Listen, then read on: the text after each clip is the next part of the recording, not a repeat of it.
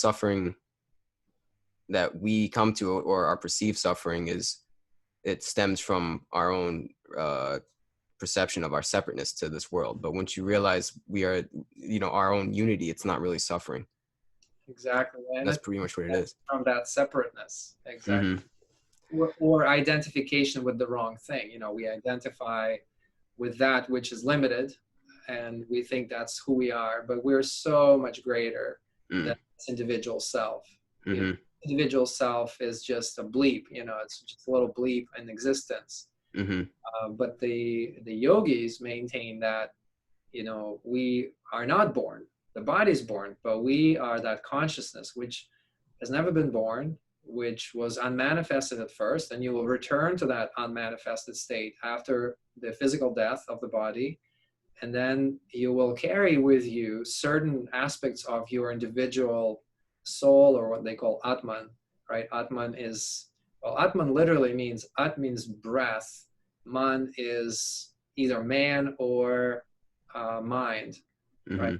Breathing in. So it's when you are, the essential part of yourself is Atman, right? So the true, authentic spiritual self is Atman. Everything else, any other self that you call self, is basically an object. Atman, that which is the authentic subject that looks out. You can't look at it, like what we're talking about. So Atman is the witness? Atman is the ultimate witness, yeah. You can't witness it. You can't witness the witness. Not the ultimate witness, no. You can use the prefrontal cortex of your brain, what's known as the buddhi, right? Buddhi.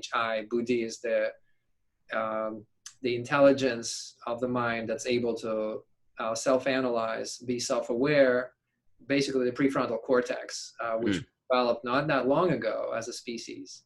And that is a witness as well, but that's not the true self.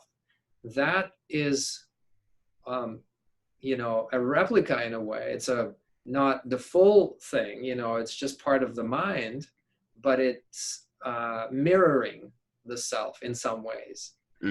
You're using that witness, your prefrontal cortex, the buddhi, this discerning intellect, discerning intelligence, to make the mind calm, to make the right choices, not drink too much, not eat too much, not, all the different, precepts and practices that we do. That's coming from the buddhi, right? The smarter part of ourselves, not the limbic brain, not the more egoic, animalistic tendencies, but the higher part of the brain, which is reflecting the deeper, self.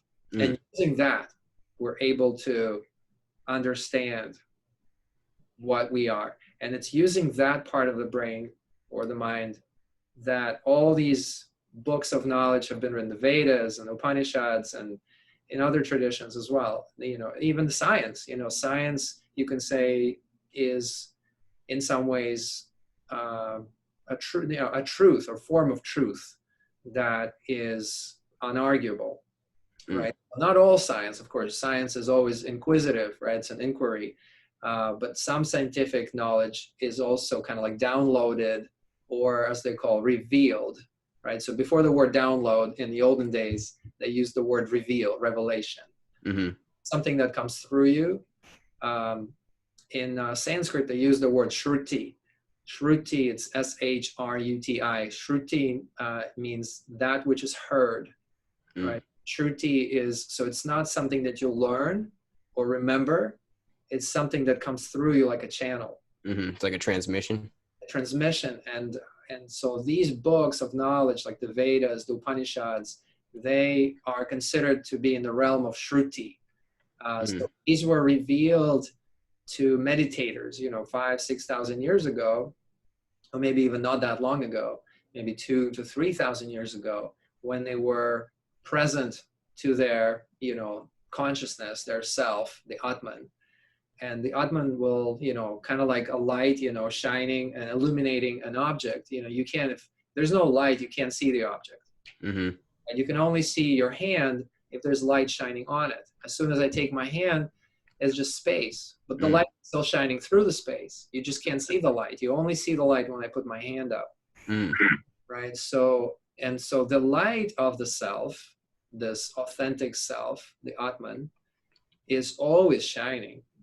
And as soon as it's falling onto the witnessing consciousness of your mind, you know, that's calm and steady, then it's able to reflect that light. Then we'll perceive that there is something greater. There's something else there, greater than just this body mind. And that's what the world needs more of right now, is that revelation. Absolutely. Yeah.